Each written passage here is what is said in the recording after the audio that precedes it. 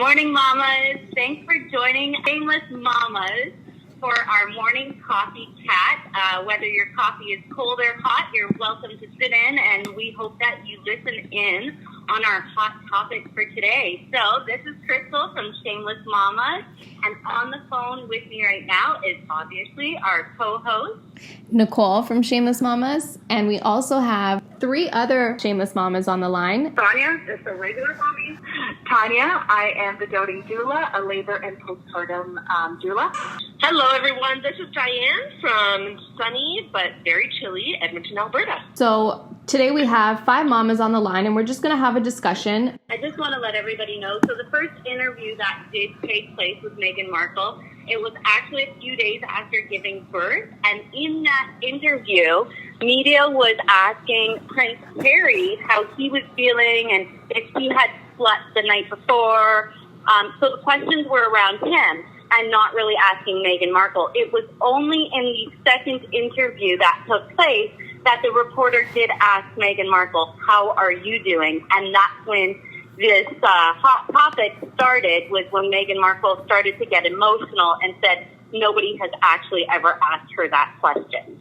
So yeah, I hear you, Diane. You're ready to jump in there. Let us know kind of what you're thinking. Where are you standing on this? So, what do I think? I think it's perfectly okay, and I'm so glad that she brought it up. I think someone that has any kind of influence that brings up mental health and talks about the fact that mothers have a very difficult time after their children are born. I find in general, if it's a celebrity or not a celebrity, attention usually goes to the father and to the baby, and it's so exciting. You get to be a father for the first time. Way to go, Harry, because you put so much work into it. And baby, you came alive. Like, great. Those are great things. But you know what? It is really hard to become a first-time mother. It's really hard to become a first-time mother, especially in the eyes of a whole nation or the whole world. And I think it must be 10 times harder for her to have the scrutiny that she does. And the fact that she was not asked really just amplifies the fact that this happens to most women. With that, I totally agree. I think it's almost like because it's biologically our nature as women, we are mothers. It's something natural, supposed to be something natural. I think people forget that we're human as well, and it is a change. And the baby is born, but actually the mother is also born. You weren't a mother before, so it's a new adjustment for yourself as well. You're supposed to breed and become mothers, and people forget that we are actually learning to be mothers, but it's a learning process for us as well. And you know what, Tanya, I can totally resonate with that. I feel like I've heard that statement kind of from my husband, and I mean, my husband's a great guy, and but he has that impression, like, yeah, but you're the mom, like, this is, like, it's natural for you, right? Like, this is, like, second nature for you. Yes, of course. And if there is that pressure, like, oh, I'm just supposed to be good at this job, right? Yeah, especially exactly. as a first-time mom. And you totally do not, at any point in time, did I feel confident as a first-time mom that, oh, I'm really good at this job. It was always second-guessing yourself. So totally agree. Sonia, you wanted to throw something in there and just I was just staying quiet. It's very interesting how everybody has their thoughts of what Meghan said. Well, I have my personal thought, and I agree. Some days you wake up and it's wonderful to be a mother. Some days you wake up and you're crying because you're like, I just don't know how I'm feeling. The only thing that I have to say on that is, it's sad that nobody did ask her how she was feeling. But she does have a lot more support than a lot of the women out there who are first-time mothers. She's got a lot of help. She's suffering from postpartum. She has somebody to talk to. Now, I'm going to just speak on my behalf. Being a single mom, raising 2 boys, yes, they're a lot older. I do have younger kids like most of you ladies do. But nobody ever even cared to ask me. Nobody even cared to do a check-in. And does it suck? Yes, but she's got so much more resources to help her and support her that most of us don't even imagine to have.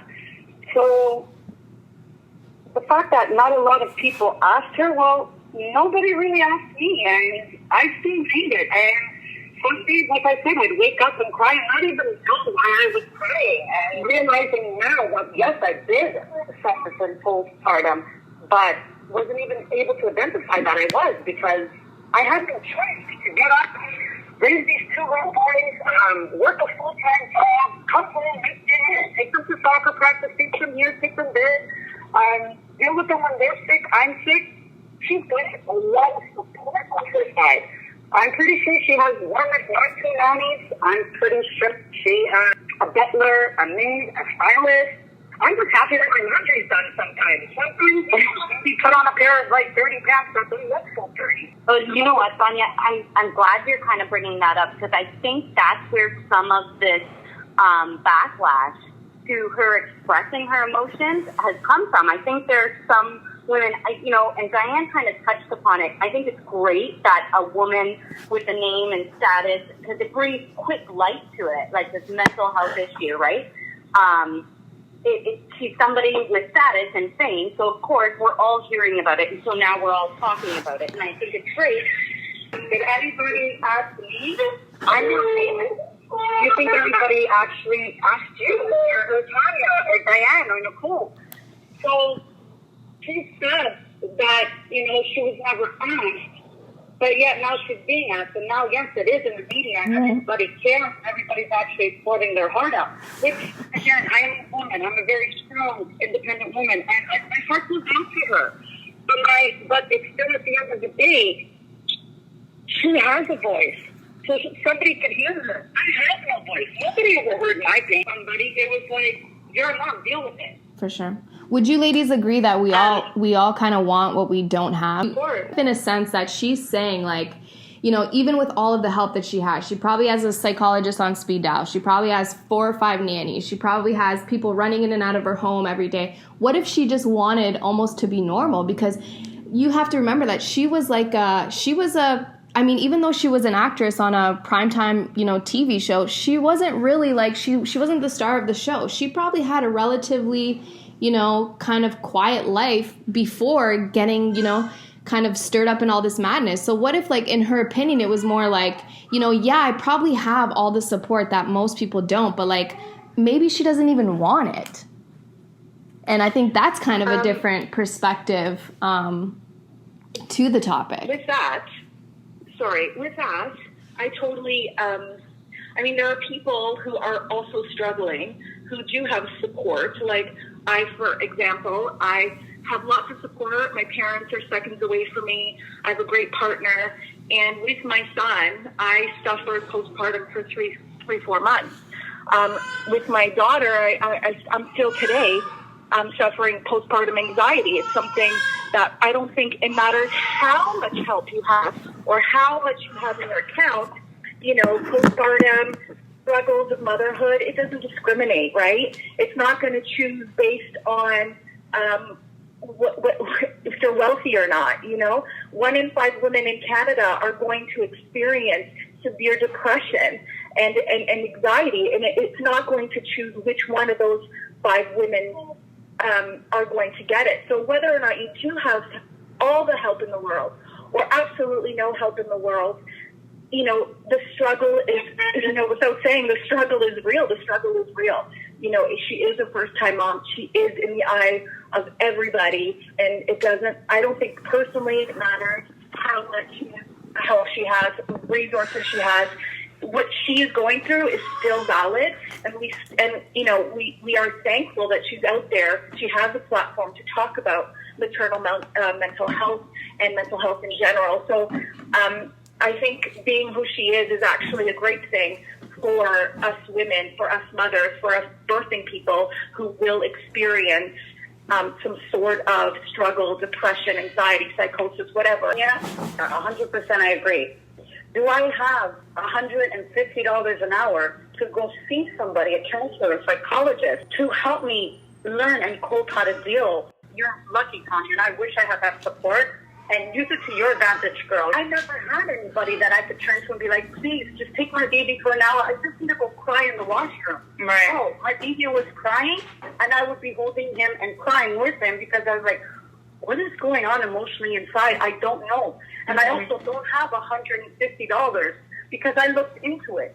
And $150 to pay per hour. Those $150 is, do I put food on the table and a roof over mine and my kid's head? Or do I fix and learn what's wrong with me and learn how to cope with it? Unfortunately, I don't have that. So it's like, Sonia, you're going to grow up and you're going to figure it out yourself. Megan, again, I'm glad she's out there putting it out. My heart goes out to her. So my heart would go out more to a woman who is sitting there with 2, 3, 4 children because her husband decided to leave. Jump in there. I just want to kind of recap what both of you are saying here. So, Sonia, are you just saying, like, I think we're all on the page. We agree, like, we're glad that, you know, she's bringing up this mental health piece for first-time moms. But, Sonia, like, I hear you saying you just can't resonate with her. No, I can't. Maybe there's a group of women in society where, you know, it's great that she was able to do this, but not the world that is resonating with her because not the whole world of women has the resources. So someone will feel, and I hear this from you, Sonia, like someone will feel like a little bit angry or sour about it. So, yeah. I totally get that. And, you know, and Tanya, you know, I can resonate. With you as well. Like, I've got a ton of resources, right? I'm not rich and famous, but I got a lot of support, right? And, but I still, you know, I think it's great. I think she's bringing the light to the mental health and awareness piece. But it's interesting how there's just not everybody is resonating with it, and I think that's the challenge here. Diane, I just wanted to say, I think that we have to take it away from saying it's about us and it's about the general issue. So we're talking about mental health in general, postpartum, anxiety, and all the other things that come with mental health. And if we take it away from our own experience, yes, but this was me and this was me, so you're not speaking for me. I don't think she's speaking on behalf of everyone, but she is bringing light and stigmatizing an issue that is a problem in society, in every community. And I think that what's important here is to remember that we don't have that platform, and she does. You're right. I'm also not a royal. I don't have the resources. I raised my kids without any grandparents. I raised my kids without any aunties and uncles that could just, you know, swing by and pick them up. Even though I might not have the same resources she has, I can understand and empathize with the feeling of what it's like to be a new mother, and then to do that with scrutiny. So I think that if we think of it as mental health awareness, and if we look at it as mental health does not discriminate based on socioeconomic status, but affects anybody at any level of their lives, and that this is a platform that someone is bringing attention to a topic that has that most women can't even speak about. Because like someone had said earlier, we are expected to be happy about this kid that just was ripped out of our bodies, and that's it. Like, we don't get to shed tears. We don't get to figure out how our body is healing after all of this pain and trauma, and also try to greet everyone and say, yeah, I love this kid that just hurt me. So I think that someone bringing attention to the stigma is what it's about. It's not about me and my experience, but about women in general and how we can support one another. This just shows that in our society we do not value the voice of a woman or the voice of a mother. Like I said, the fact that we are expected to just be happy after a child is born, and we don't have the opportunity to feel all those other emotions. The fact that this woman speaks up and says, this is how I'm feeling, and then there's backlash about it that says, oh no, we don't believe you, it's fake. Okay, so again, let's marginalize women. Let's not give women a voice, and let's just devalue what they have to offer. Ladies, I think this was like an awesome conversation. I'm happy that we're all sitting on the phone together, maybe miles apart for some of us, with that hot or cold coffee. I know my coffee is damn cold right now, and I've already reheated it about 6 times in the microwave, and I'm sure you guys are close to that number. Teenagers, I've already had my coffee, and I've already 3 hours into work, so I'm ready. Thanks so much, ladies. I hope everybody who's chosen to listen along with us, that you join us for our next topics of conversation with your cold or hot coffee, please join us, Shameless Mamas, on some important conversations.